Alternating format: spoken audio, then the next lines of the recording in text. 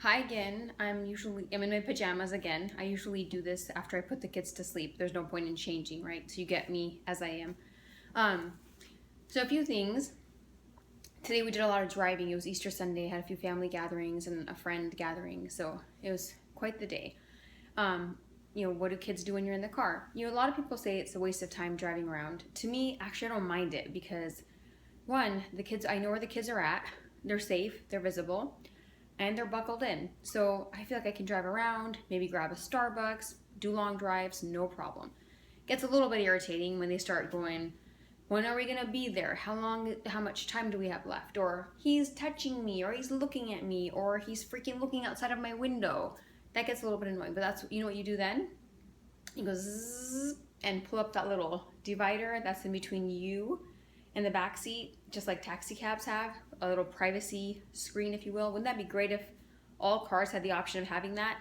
So when your kids get like that, you can just zip, pull that up and ignore them. They're safe and sound. You keep driving, drive around, enjoy your peace and quiet radio stations or shows or whatever you do. But I didn't mind driving around all over the place today. I also want to talk about a cultural difference. That's so just a plethora in my life. I was just thinking of how Indian mothers, at least the ones in my life, love to feed you. Food is a huge component of our culture, right? So sometimes I feel like our parents don't even know what we do for a living or how stressful lives might be, right? So I know my mom, she might ask me, how are you? Sometimes I'll say fine, just for the sake of ease and not getting into all the details. But if I do say, oh, I had a really hard day or had lots of emotionally draining employee issues that came up at work or whatever the case may be, or saying, the kids were fighting or whatever elements of a bad day might consist of for anyone. Usually she'll look at me and she'll say, Acha fir kya khaya beta? What did you eat today? So whether it be my masi or my grandma or some of my cousins, I feel like their love and concern is shown by means of food. So it's what did you eat? What did you eat today? How was the food? And that'll make everything better. And you're like, did you hear anything I just told you? What else do we have going on? I think, I still need to do a live comedy show or stand up, record that. I remembered I was having some pain in my right foot, which made me remember something that happened when this was about 8 years ago. I broke my right foot, and I remember being in my parents' house. There was a tri-level house. I was in the middle floor when it happened. I was holding a dog in my hands, walking down some stairs, slipped on the back of my pajamas that were too long. And I remember I skipped about 5 stairs, all of my weight landed on my right foot.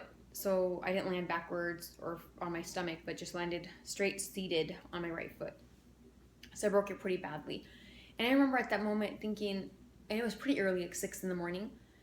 And I thought, whose attention can I get for help? And I remember thinking, if I go upstairs, it's access to my parents, who parents, as you know, are always semi-awake because they're always waiting to be needed and they're easy to wake up, right, any given moment.